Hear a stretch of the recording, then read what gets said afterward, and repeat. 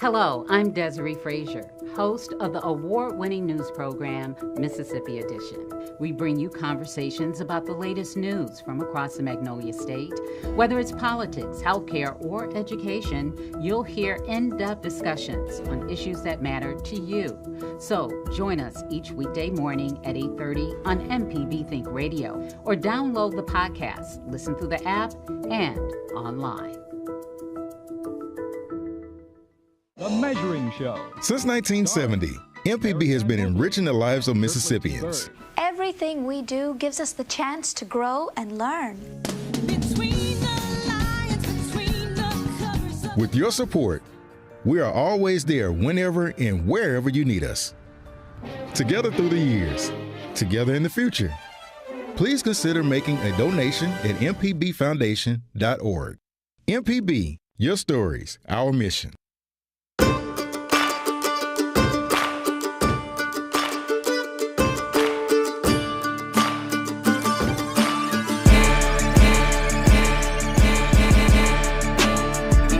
What's happening, Mississippi? It is Wednesday, May 7th from MPB Think Radio. This is the Sit Down with Russ Latino, where we explore the ideas and people that are shaping Mississippi's future. A lot of stuff has happened over the last several months with the legislature being in session. A little bit more left to go still with a budget that has not been locked down, but no bigger issue, perhaps. Well, I'd say the income tax cut maybe is a little bit bigger of an issue, but equally big is a question around state retirement. It's a question that has been avoided for a number of years as the can got proverbially kicked down the road. The legislature acted this year after a few years of back and forth with the PERS board. And at the forefront of that acting was State Senator Daniel Sparks from Tishomingo. Am I saying it right? Am I close? You're real close. Tishomingo. Yeah, but I feel like to be authentic, it's got to be turned into an A. Haley Barbour style. That's right. So, welcome to the Sit Down. Glad to have you, man. Man, it's good to be here. Thank you for the invitation. So, for a long time, I think people viewed the public employees retirement system as something of a third rail akin to Social Security. You might be able to look at it, but you couldn't touch it because if you touched it, it was that third rail, right? You guys acted, in my mind, boldly this session to try and address facts on the ground. Help me understand what the reform that was ultimately passed and signed into law did, and maybe we'll talk a little bit about how we got here. Sure. The reforms that we put into law deal with a Tier 5, and I've told people from time to time I didn't just create Tier 5. There are 4 prior tiers is the reason this one's Tier 5. So there have been changes to the system before. The key point that I try to always bring up and remind people of, if you're in Tier 1 through 4, your benefits are locked. Tier 5 does not reduce, change any benefit or right that you have. You are in the tier under which you are hired, not when you retire. It's when you are hired. So clarify that, because that's why it becomes such a hot topic issue, is that people want to know, are you changing anything for me? And the answer is no. But the Tier 5 was brought in because, number one, we are $26.5 billion underfunded per the actuaries in our prior years. Talk about what that means real quick. Sure. In the future, we have an obligation to pay the benefits to all of the retirees and the members right now of the system. And actuaries, accountants, project that out over 30 years, over 50 years, because that is an obligation of the state of Mississippi and all of the employers of the state of Mississippi, counties, cities, school districts, et cetera. And there is a value, a future value of those flow of payments. And that is what they are calculating. And then they look and say, how much do you have in the bank? $33 billion roughly. What do you expect that money to do? What kind of growth do you expect? And is the money you have and the growth you expect equal to or greater than the future payments? And when it's less than, it's called an unfunded accumulated actuarial liability. And ours is $26.5 billion, which is quite large. How does that compare to other states? If you're comparing it to Illinois, it's probably okay because their retirement system has been in terrible shape for years. If you're comparing it to other retirement systems, it is not as good. It's low. We're at 55 0.9 or so percent funded. Everybody'd love to be 100% funded. 80% is kind of your green line, 60% is your yellow line. So once we fell below 60%, you're into the red, and I think people are very focused on it at that point. But the big issue when you're talking about your funded percentage, it's dictated by contributions. There's only two ways really you create money in a retirement system. It's contributions from employers, employees, or cash infusions, and growth on your investments. And so there have been changes over the last few years that adjusted those growth metrics, which made the funded percentage worse.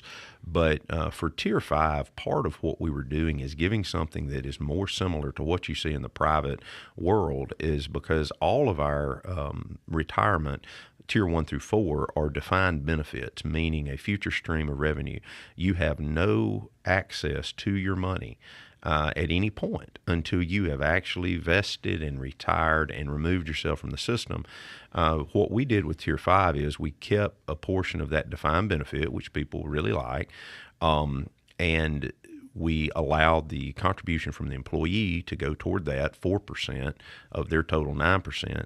And then 5% is going to go into a defined contribution account, which is like a 401k, which again is more similar to what you see in the public sector.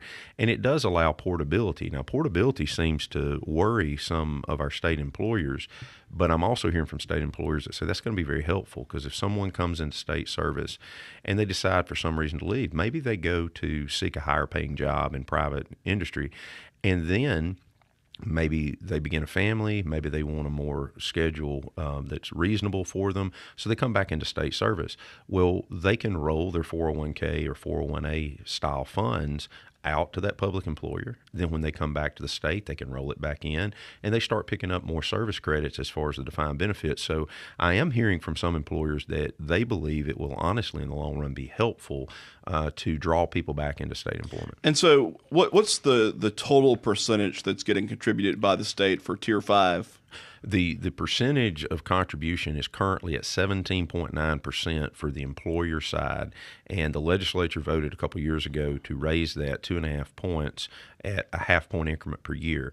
Well, we will be into the second increment of that, so 19.9 is where we will be in 4 years. So that's one of the things that's a struggle for our employers in the state, is they're paying 20% or will be paying 20% cost of labor, and the employee is paying 9%. So we have the contribution rates about as high as you need to carry them, or you begin to have employers who say, well, we can just contract this out, and that's not something that we can do, because one of the things about the $26.5 billion most people don't realize is that's on the books of every employer in the state of Mississippi. I actually have the packet that shows every town, every city, every hamlet, every school district, board of supervisors, state agency. GASB, the governmental accounting standards, requires that be put on the balance sheet for, like, Tishomingo County. Tishomingo County has a portion of this PERS debt. The Tishomingo County School District, as not Tishomingo. And that's, well, it's I'm going to get you to say it eventually. I just, I feel like it feels more authentic to me not being from there. Well, that's how you should be saying it. If I say that, then I'm gonna start saying casino too, instead of casino. So exactly. I'm sorry, I interrupted your train of thought. No worries. But that's really kind of the process, is saying, look, we have this debt, we have this unfunded liability, we must address it. Is it due tomorrow? No. But it's been kicked down, the can's been kicked down the road for so many years that now it's gotten so large that it actually impacted our bond rating a couple of years ago as a state. Well, if it's impacting our bond rating, and then you have to pass it down through the governmental standards of accounting, and it's on the balance sheet of a local county or city, when they get ready to go bond for a sewer project or to bond for some major infrastructure, the cost of borrowing will be higher. So it has a real tangible monetary issue to the state of Mississippi and to all employers that we get this liability under control. One of the things that I saw as this bill percolated this year, and really obviously it came through in a weird way, because your PERS reform ends up getting stuck into HB1 as part of the tax reform package. Obviously, that gets passed through under some unusual circumstances. the governor signs it. By signing the tax bill, he also signed in your PERS reform. So really, I shouldn't have distinguished between the two earlier. They were actually part of the same package at the end of the day. But some of the conversation around that bill specific to the PERS reform was a sheriff's association going, oh my gosh, my hair's on fire, right? Or you saw some past superintendents of very large school districts come out and suggest that, hey, this is going to gut the system. What I hear you saying, and I want you to address that criticism, but what I hear you saying is nothing in that PERS reform touches people in tier 1 through 4. So if you're a current retiree, if you're currently just a member of the system, you're working right now, your benefits are not touched by what you passed. That's 100% correct. And actually, the reforms will put, because there were several bills, as you mentioned, part of this reform, but the reforms will put more real dollars, millions and millions of dollars, toward PERS. So the only impact of Tier 5 on Tiers 1 through 4 is it helps guarantee they get paid. The funding mechanism does. Now, what we heard from some of our friends in law enforcement and in fire, first responder type occupations is that they want a shorter term of years to be able to retire in full. The wear and tear on your body, a 50-year-old version of me is not able to do what the 20-year-old version of me can do. And I hear that, and I actually spoke with the head of the Association for Professional and Rural Firefighters in New Albany last week, and we had public discourse and discussion, and privately too. And I told him, I said, I hear you. We're going to look at some ways that potentially we can address that. I've talked with Commissioner Tyndall, and I've talked with other people in that field, and we want to make sure that we are putting together a framework for a retirement system that matches what is needed. And ultimately, when we're hiring people, they're bargaining for Tier 5. They come in, they know what the benefits are, just like the people in Tier 4, Tier 3, and we're going to honor those benefits. But that's one of the biggest questions. The second piece is that I hear the most is a guaranteed COLA, and we can always get into that at a separate time, but that's something. Yeah, we got to take a break. You can stick around. Let's keep talking about this. It's a big issue, important issue for a lot of folks, not just for state employees or state retirees, but for taxpayers, people who are in the private sector. This matters a lot, too. You're listening to The Sit Down with Russ Latino. We're talking with State Senator Daniel Sparks from Tishomingo County. Today, we'll be right back after the break. And before we go to break, just in case you want to get in on this conversation, 1-877-MPB-RING. That's 1-877-672-7464. You're listening to The Sit Down on MPB Think Radio.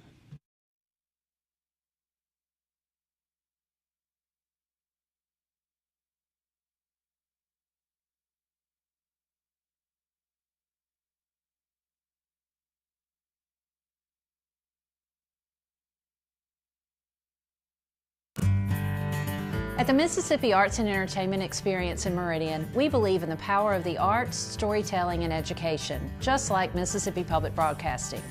MPB connects communities across the state with quality programs that inform, inspire, and engage. Their audience is loyal and appreciative of businesses that support public broadcasting, which makes underwriting on MPB a smart investment. Join us in supporting MPB. Learn more at mpbfoundation.org. Hello, I'm Desiree Frazier, host of the award-winning news program, Mississippi Edition. We bring you conversations about the latest news from across the Magnolia State. Whether it's politics, healthcare, or education, you'll hear in-depth discussions on issues that matter to you. So join us each weekday morning at 8:30 on MPB Think Radio, or download the podcast, listen through the app, and online.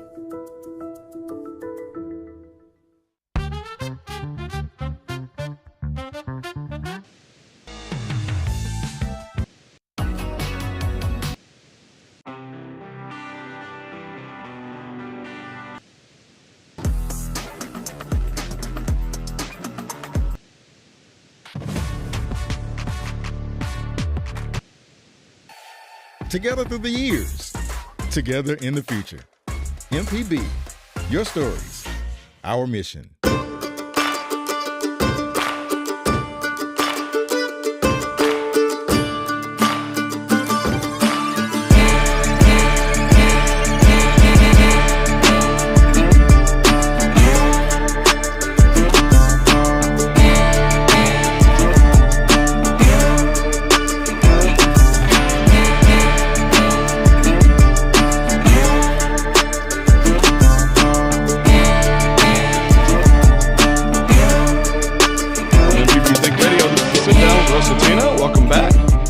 talking with State Senator Daniel Sparks today about a very important issue to a lot of folks who are state retirees, a lot of folks who are state employees, and then to taxpayers around reforms that have occurred to the state retirement system. Germaine is in the booth. Germaine, what you got for us today? We have got Megan on the line from Jackson. Megan, you're on with Russ Latino. And do you want to give out the number? That too, Megan. Megan got it on the last break. 1-877-MPB-RING. That's 1-877-672-7464. Megan, you're on the line. Thank you very much. So here's my question, and for clarity for myself and for the listeners. So the current PERS system is a pension system. The Tier 5 is more like a 401k system, retirement system, plan, which is very different from the current PERS pension system. And so it's an impossible, I think, listeners need to understand that that's the difference, and I appreciate everything that the legislature did, but they are still underfunding the deficit that the current pension plan has. Thank you, Megan. So I'd like for him to expand on that. Yeah, no, we'll give Senator Sparks a chance to opine or respond to that. One of the things that I think is important, though, it's kind of a hybrid system, right? There is both a defined benefit part and a defined contribution part. So both the traditional pension and an opportunity for there to be essentially a 401k style add-on. Is that right? That's correct. And Megan, the big issue is you are correct that in the prior tiers it was a pure defined benefit. Now part of it is going to be defined benefit, part of it is going to be a 401k style program. And again, it's a framework so that things can be added to. There's optional variable contributions by employers. We have deferred comp already that some of our state employees participate in. But as far as the funding mechanism, the state put $110 million in last year in just a cash infusion. I think the lieutenant governor's on record of wanting $200 million this year. I know that there was a $100 million number initially annually in the HB1 as drafted from the House. One of the things that I have stated repeatedly that I'm committed to do is to try to find $100 million without raising taxes or taking money, that would cause a raise of taxes in other areas like it was in HB1, because they were taking $80 million from the highway fund, from lottery monies, and they were taking $20 million from the EEF, the Educational Enhancement Funds, and then we were going to see a 1.5% sales tax increase, and we were going to see a greater gas tax increase. So I didn't think that was the way we should do it.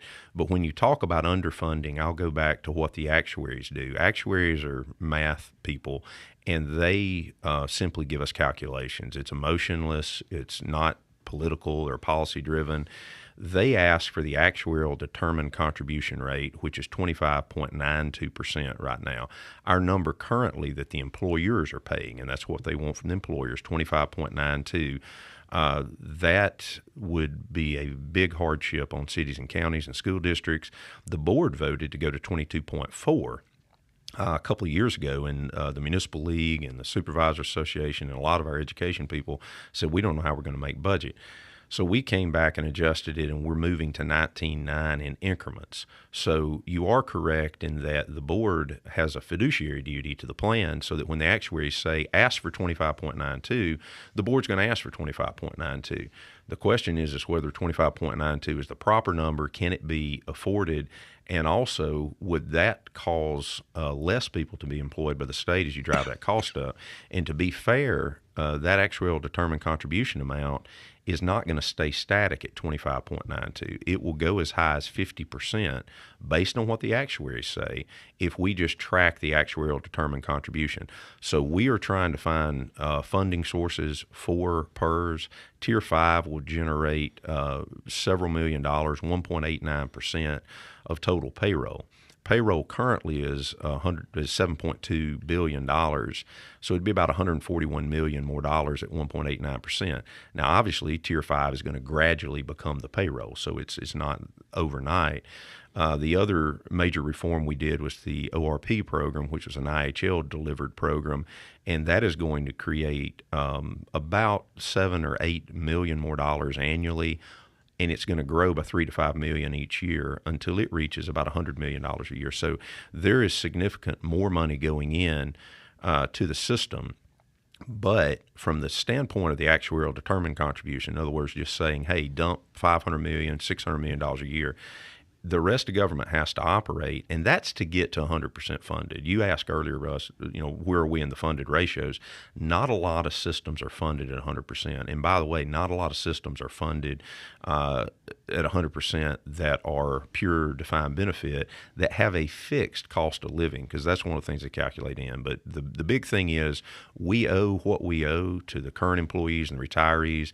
The state is going to pay it. Sometimes we may just have a difference of opinion of how we fund it. Thank you, Megan, for your call. I think it's a good question because I do think there's a lot of confusion about Tier 5 versus the first 4 tiers. We've addressed this in the first segment, which is to say that the current piece of legislation or the bill that got signed doesn't impact the benefits associated with Tier 1 through 4. Other than, to your point, it actually puts a little bit more money into the system that helps to secure those benefits.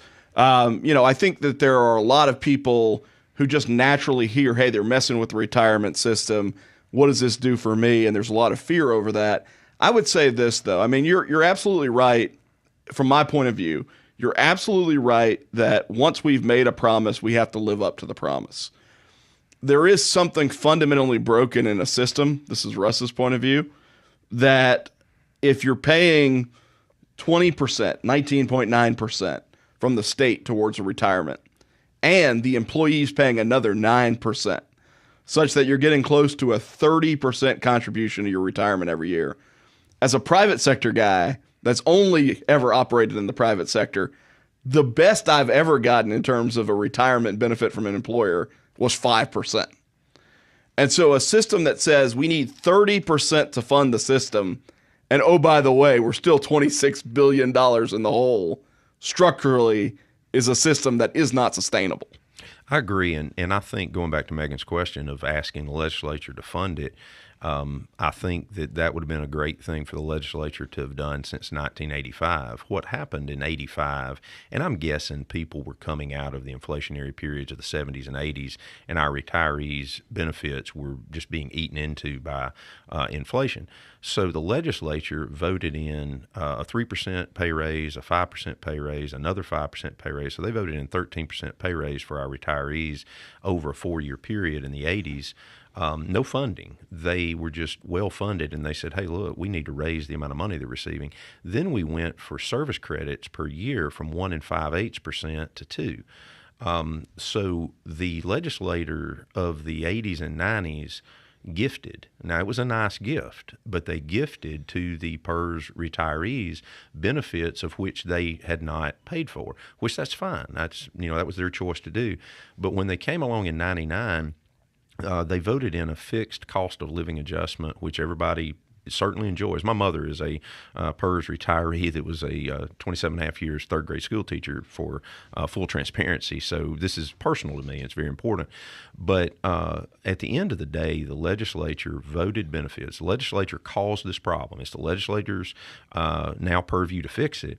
But they caused this problem by gifting and granting benefits in the 80s and 90s that they didn't pay for when the system was 90-something% funded. Then we went through some economic downturns. We had some years in the market that weren't good, and they just didn't do anything. And to be honest with you, since they created Tier 4 in 2011, I can't find anything in the previous 14 years that the legislature did to actually address this PERS liability as it began to grow. They just constantly look the other way. And so, I have a duty, I believe, to the retirees and to the taxpayers of the state of Mississippi to secure the system, to secure the benefits that have been promised to the employees and the retirees of the state of Mississippi, while also not continuing to leave this for the next generation.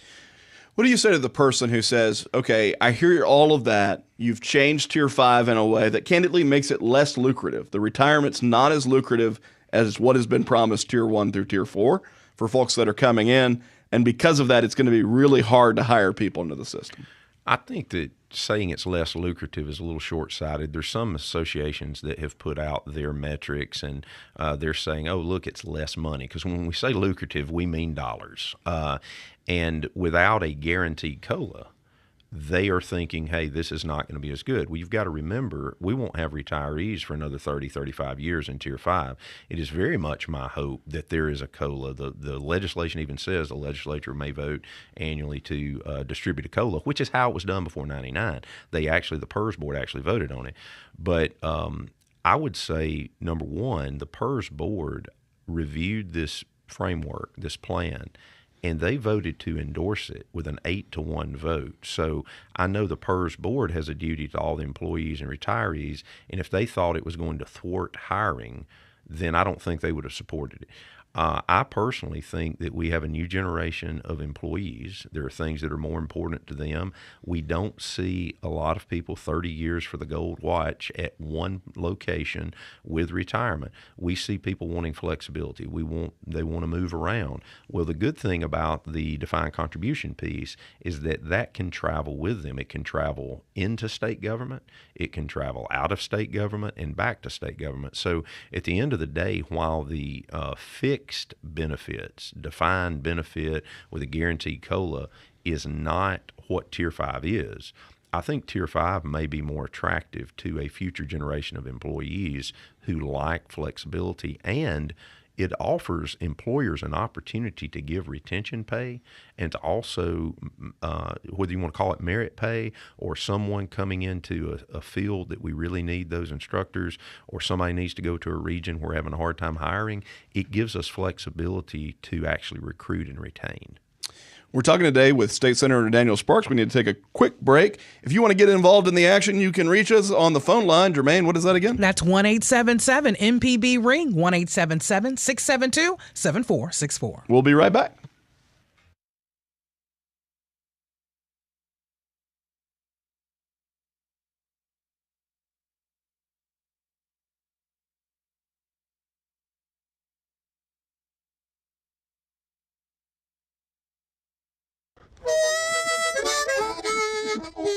Hi, ladies and gentlemen. My name is Bobby Rush.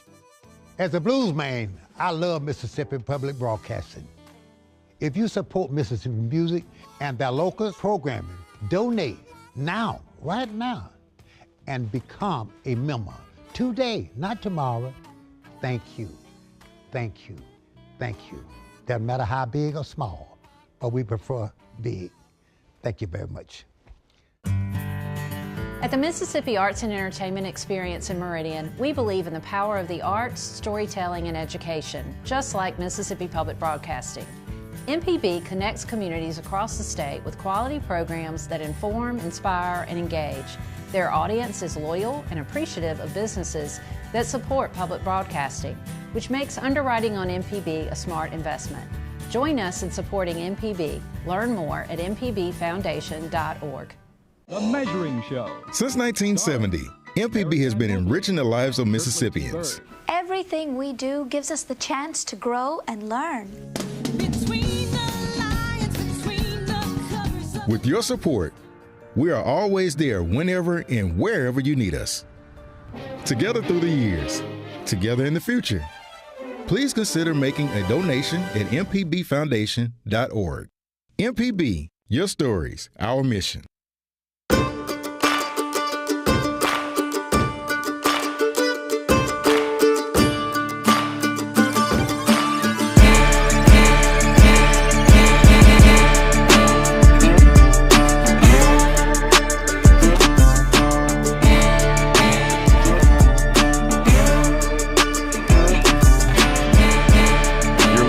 Sit Down with Russ Latino right here on MPB Think Radio, talking today with the senator from Tishomingo County, Daniel Sparks. Senator Sparks. It's been an interesting conversation around PERS. Obviously, a lot of misinformation that floats out whenever you talk about these types of hard issues and issues that people are emotionally connected to, right? And understandably emotionally connected to. Your mom, you mentioned, hey, was a school teacher for 30 years. She has an invested interest in making sure that the things that were promised her in response to her service ultimately get paid up, right? And that's true of an awful lot of people who have served and done their time. I don't mean that in a criminal sense. Done their time in the system, worked hard, and they've got a benefit that was promised to them and is owed. I get all that. I think it's very interesting, though, that a lot of folks hear, hey, we're going to have a Tier 5 for new employees. And at some level, they're also pretty concerned about, well, what does that mean for the Tier 5 employee? But I think they're imposing on that Tier 5 employee the same level of expectations around what a career looks like that maybe was true 30 years ago. And you alluded to this, but the numbers are staggering in terms of how little time people spend in state employment once they start today. That's very fair, and I've talked with the folks at the personnel board and PERS as well to look at what some people call the churn rate, and the people in their 20s that go into state employment are turning over at the mid 30% level, potentially in year one. So it is a different world that we operate in, and again, there's generational disconnects, I guess, there to a certain degree. But for the people, like you mentioned, my mom, that they made their decisions, they relied on what they were told, and I intend for the state to deliver on those promises, and that's true to every employee out there today for the state of Mississippi and every retiree. And when you look at a state of 3 million people, and that you have 130 or 40,000 employed and 110 or 15 that are retired, and then you have several people who've worked in the system that are vested, that haven't made a decision kind of what they're going to do, but you end up with 10% of the population as direct impact before you turn around. And if you think about children, parents, et cetera, you're touching half the state. That have a direct or very close indirect impact on the PERS retirement system. So I do believe that it's something that has been very important to the state of Mississippi, but I do believe we've also set up a framework that can be added to. I'm not going to step out and say I know exactly what's going to happen 25 years from now or 10 years from now. But I hope we've built, and I believe we've built, a tier that can be adjusted and amended as we go through to make sure that we're taking care of our state employees. And if we hear concerns, it's something that we can adjust to. And that's why I use the word framework a lot of times, because that's what the board listened to from their own actuaries. They presented this plan, and the board brought forth a Tier 5 the year before that was a defined benefit, and some of the associations didn't want that either. So people, change is difficult. The key thing for me is to let every PERS member today, and because until March 1st, 2026, there is no Tier 5, but every PERS employee today, if you're hired today, or if you've been retired 15 years, your benefits are protected. That was the purpose and the principle behind the legislation, is that we honor the commitment that the state of Mississippi has made, but we also build a retirement system for the future. Because if you look at other states and you look at private industry, no one is putting together a defined benefit with a guaranteed cost of living based on a payment today, because you do, and I think your listeners know, they're very learned group of people, as some people say. Defined benefit plans are paid on the front end. This was supposed to be a prepaid plan. So to act like the state of Mississippi has handled this plan properly would be ridiculous, because you wouldn't be $26.5 billion unfunded on a prepaid plan if you'd handled everything correctly. So I do think we needed to do something different. The board has said for years, and this is a board that 8 out of 10 of them are elected by the members and the retirees of the system. They recognize we have to do something different. And by the way, for those of you that are internet savvy and want to go dig and look at the history and all the things about the PERS system, the PERS website is excellent. I believe it's pers.ms.gov, and all of the documents that I reference, the numbers I reference, come directly from PERS. These are not Daniel, writing down numbers on a notepad trying to figure it out. This is the hired professional actuaries in the business of governmental pension and benefit programming. And this is their elected PERS board who puts this together. But the decisions that were made, and go back to what we said earlier, the history, the graph would show, and I've got this big chart I took the other night with me to show how we had come from 93%, then 83% in like 2000 to 55.9%. And my question to the audience is, you should be asking, how did we get here? And we got there through a series of decisions by the legislature to increase benefits, which is fine, but they didn't fund them. And then they really increased them and didn't fund them. And then they looked away for 20 years, just to be honest, because they should have known around 2000 2005 and definitely around 2009 after the financial crisis, that they needed to do something different, even if it was just put more money in it and keep the same system. But they didn't. I got elected in 2020. I inherited over $20 billion worth of liability. We'll take a call from Roger in Florence. Roger, how are you today? Oh, I'm fine, thank you. I just wanted to compliment Senator Sparks.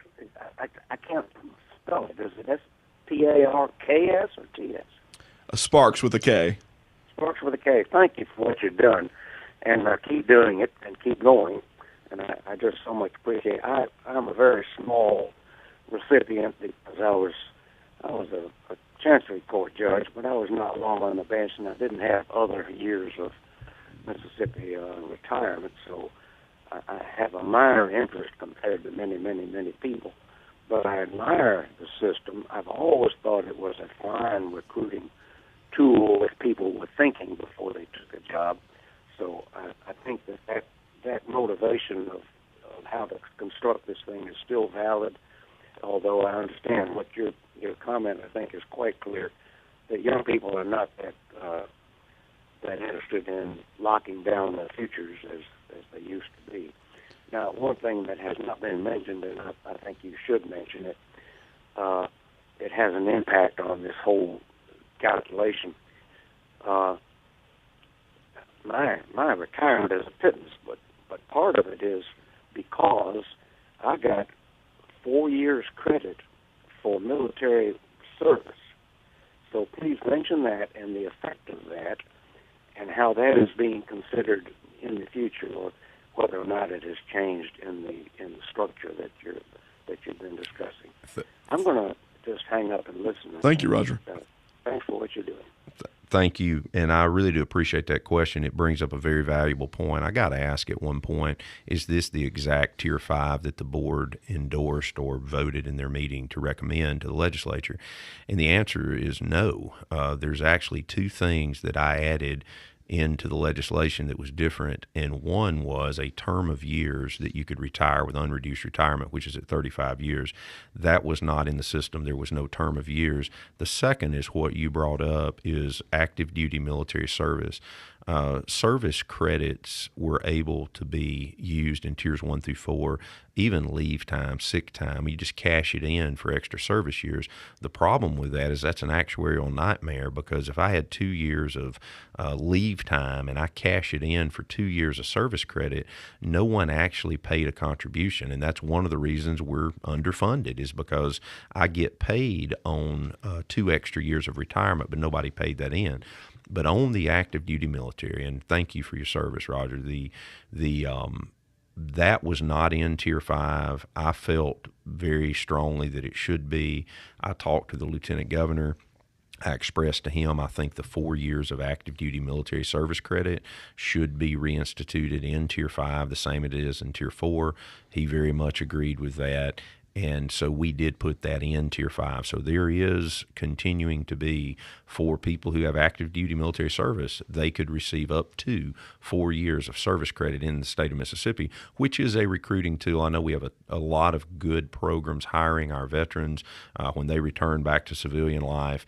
And that is one thing in state retirement, that you do have a 4-year service credit from active duty military service. So thank you very much for that question, and again, your approach to it. So one of the things you hear sometimes when there's conversation around PERS reform is that people will look at the legislature and say, well, that's rich. Those guys created their own little slush fund, a retirement system just for them, SLRP. I'm assuming you've heard some of that criticism, and what is the response that is built into the law? Well, when I ran in 2020, I had no idea that there was a supplemental legislative retirement program, which the acronym is SLRP. And you'll just have to go ask the legislature from 1989, A, why they did it, and B, why in the world they chose name that. it that. That is insulting, to say the least, to the average Mississippian. It's a point of contention. It is a minuscule amount of money compared to PERS, because there's so few people. It's 175 people that can participate. It's only the legislature and the president of the Senate that participate. And so the unfunded actuarial liability for SLRP is $7.2 million. If we put $7.2 million into PERS, you wouldn't know it the next day. But because it's such a divisive issue, and it's a bad look, in my opinion, for the legislature, we ended SLRP effective March 1st, 2026. There'll be no new SLRP. And I think that is well received, because in a lot of the comments that you see online, somebody would say, well, I'll bet they didn't touch their program. Well, we not touch it, we ended it. Now, again, I'm not going to take a benefit away from a legislator who has served in the past or who has rights in that system, because they have the same, I think, legal position and principle. But yes, we did. We ended SLRP. We reined in a program called ORP, which was a 1990 creation. So here we go. It's 1985 we started plussing up benefits for PERS. 1989 you bring in SLRP. 1990 you bring in ORP, which was only for IHL employees. Well, that's a fine program. It's a defined contribution only. That goes back to Megan's question earlier. It's a pure defined contribution. The reason is sometimes at our IHL institutions we're lucky to have a researcher or a lecturer just for a few years. They're never going to be here long enough to vest in a defined benefit. Or at UMC, it's a surgeon or it's someone who's researching cancer. The problem is that system became anybody on faculty, and then it got to where it was admin people, and now it's $503 million of payroll, and the match was tied to the PERS contribution for no good reason. So we were matching people at a 2-to-1 ratio almost, while PERS suffered. So yeah, that's insane. That's insane. Yeah, and I mean, it strikes me that a big part of the problem and a big part of the narrative that people need to understand, just listening to you talk about all the additions, is we were adding benefits left and right without thinking about how they would be paid for. And just like if you stick $100 in an S&P index fund, the gain accumulates right over time. Losses accumulate over time if you're not funding something like that. And it becomes a snowball effect. And I don't begrudge any individual that has had a benefit that the legislature has gifted them. Now, somebody should have looked at the gift provision of the Constitution at some point over the years, but the legislature did this. And I, Russ, it is part political, because in 1999, when they did all these huge plus-ups, I'll remind you, that was an election year. So you can take that for what it's worth, but 25 years later, we are having to pay the bill for the tab that was appreciated by that legislature of 1999. Yeah, and I think part of this, earlier you said mass non-emotional, and I agree with you, mass non-emotional. Even if you think the benefit should have been added, the fact is that they added a benefit without figuring out how they were going to pay for the benefit. They put it on layaway. That's correct. And now taxpayers are having to figure it out, right? That's right. And now you're having to figure it out and getting yelled at for trying to figure it out. We're going to take a brief break. We'll be back in just a moment for our last segment with Senator Daniel Sparks. You're listening to The Sit Down with Russ Latino right here on MPB Think Radio.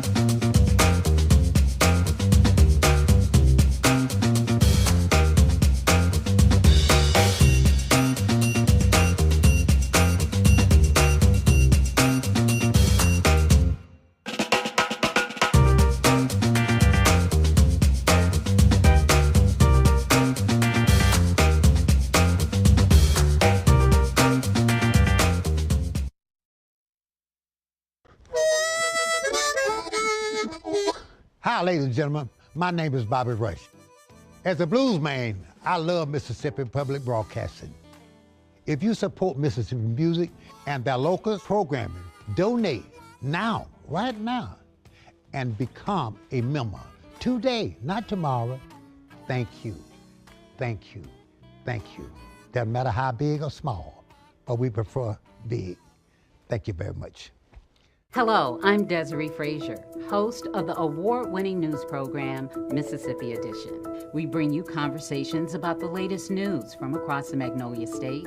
Whether it's politics, healthcare, or education, you'll hear in-depth discussions on issues that matter to you. So join us each weekday morning at 8:30 on MPB Think Radio, or download the podcast, listen through the app, and online.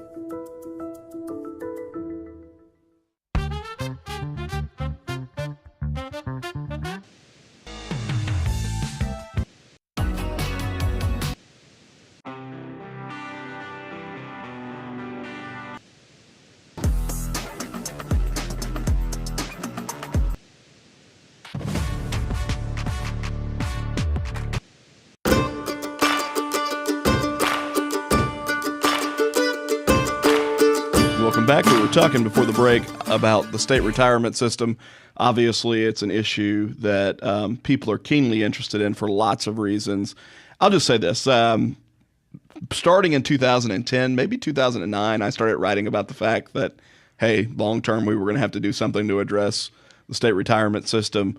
There's been a lot of conversation, but not a lot of action in the interim.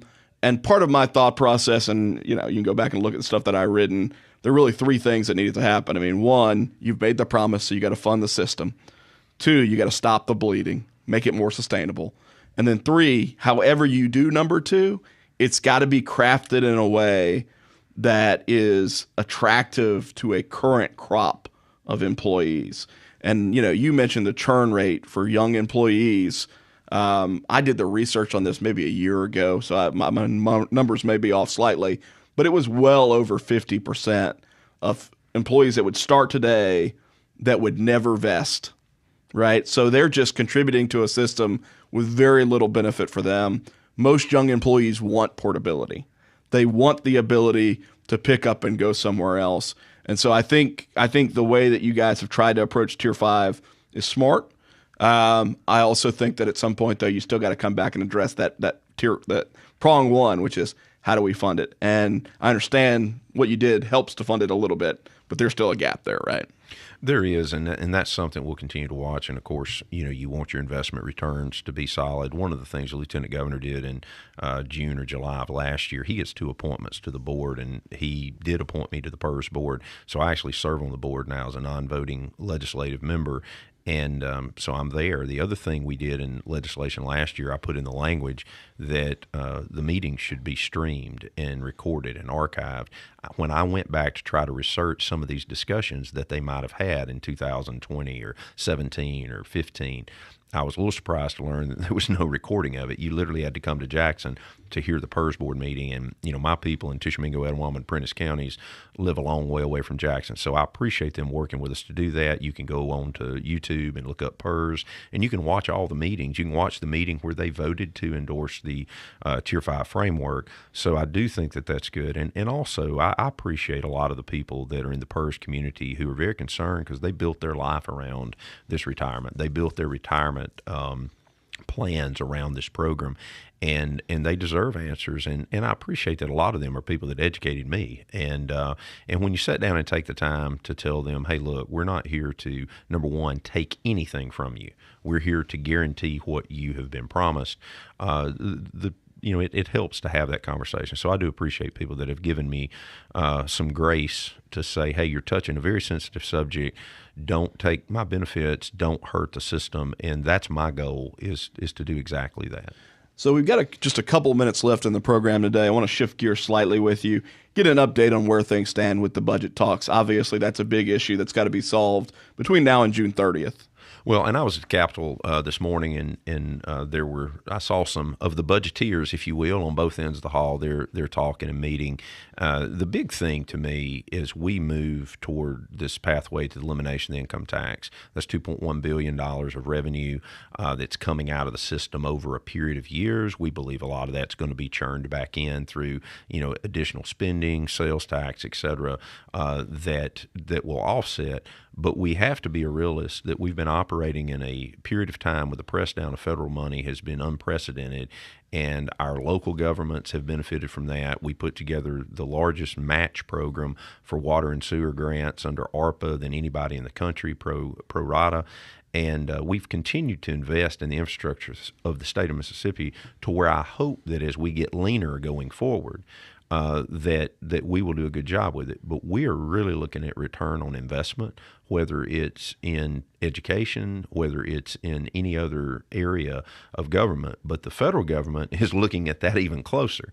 And with DOGE and the things they're doing, they've actually clawed back or frozen $397 million worth of funds that have already been promised to the state of Mississippi, relied on by the Department of Health, by the Department of Education. $138 million of that's ESSER money. So the state is going to have to make a decision, and it very well may be on a case-by-case basis whether we supplant or replace those funds. So I think we need to focus on that as we're budgeting. I do want $200 million this year for PERS as a cash infusion as we find streams of revenue. I also believe, and I think it's the Senate's position, the rainy day fund should be increased. We have one of the lowest rainy day funds in the country. We have 34 and a half days of working cash. That's a bit low for a state. It's currently around $700 million. It's 10% of appropriations. We want to move it to 12% of revenue. That's about $265 million. So I think we should put it in a separate fund because that's also our cash stabilization fund. And the $265 million ultimately grow into probably about $300 million. The growth off of that is a revenue source for PERS, in my opinion. You do that. But from a budgeting standpoint, I think the majority of the budgets are agreed on roughly because we were kind of flatlined with increases for PERS. So what's the number going to be, 7.1? I think again, 7.1, 7.2, I don't think it's going to be a huge increase. We get that half a point bump in PERS every year going forward, so you have to budget that in. And then we're trying to help offset some of the insurance costs that are out there. Medicaid is the big unknown. I think the Senate had said we're going to put $150 more million over there potentially just because we're worried about what's happening at the federal level. But that's the big thing as we budget because we do have $1 billion in the bank in a CapEx fund. If we hit our numbers this year, and we're right at it, we're over by $6 million. We were down $2.5 million last month, but June obviously is our year end. But when you get to the point when you look at your savings account and you've reduced your revenue going forward, so you're giving more back to the taxpayers, you've got to be more conservative about how you appropriate. We've been talking with State Senator Daniel Sparks today. Thanks for coming in, talking budget, all things PERS. Thank you. The Sit Down is a production of Mississippi Public Broadcasting, Think Radio, funded by generous contributions from listeners like you. Today's show was produced by Germaine Flood with live stream production by Abram Nanny. We will be back next Wednesday at 10 a.m. with Stephen Hayes of the Dispatch, Fox News fame. I'm Russ Latino. Stay tuned for Southern Remedy coming on right now at 11 a.m. Join us here next week for the Sit Down only on MPB Think Radio.